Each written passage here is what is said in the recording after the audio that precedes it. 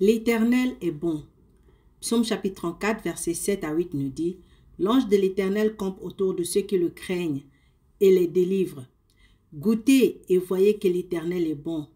Bienheureux l'homme qui se confie en lui. » Regardons très bien les mots « goûter » et « bon ». Ce que vous croyez de Dieu se manifeste dans votre vie.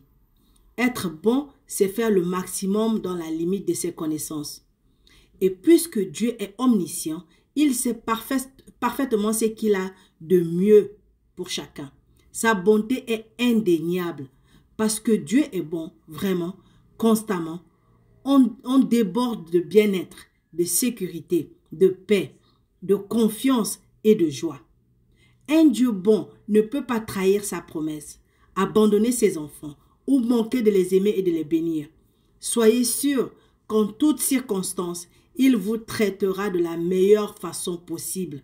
Lorsque votre vie s'effondre, il est parfois difficile de voir la bonté de Dieu et de sentir une amélioration future. C'est là que vous devez utiliser la foi que Dieu vous a déjà donnée et par un acte de votre volonté, lui faire entièrement confiance. Tu dois décider de lui faire entièrement confiance dans la situation que tu traverses. Un chrétien en difficulté se confie à son pasteur ou à son ami ou à son voisin ou à son ami de prière. Cela ne te suffit pas. Tu dois te confier à Dieu. C'est Dieu qui connaît exactement ce que tu as besoin en ce moment-là pour sortir de la situation dans laquelle tu es. Ce n'est pas le pasteur. Des fois, le pasteur n'a même pas encore traversé les situations que tu es en train de traverser. Quel avis va te donner? Quel avis va te donner? Entre-temps, si tu te tournes vers Jésus, qui connaît ce qui est important pour toi, qui sait ce qui est bon pour toi, il va te donner la solution. Il va t'envoyer l'aide dont tu as vraiment besoin dans cette situation pour t'en sortir. Respecte la volonté de Dieu dans cette épreuve parce qu'elle est bonne, acceptable et parfaite.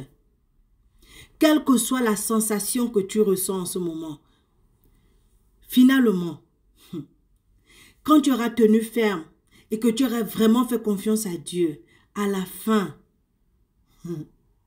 tu pourras dire comme David, « L'Éternel est bon, heureux l'homme qui se réfugie en lui. » C'est pourquoi Paul nous dit dans Romains chapitre 12, verset 2, « Ne vous conformez pas au siècle présent, mais soyez transformés par le renouvellement de l'intelligence, afin que vous discerniez quelle est la volonté de Dieu, ce qui est bon, agréable et parfait. » Cherche toujours la volonté de Dieu d'abord. C'est là que tu auras tout ce dont tu as besoin pour sortir de cette situation difficile.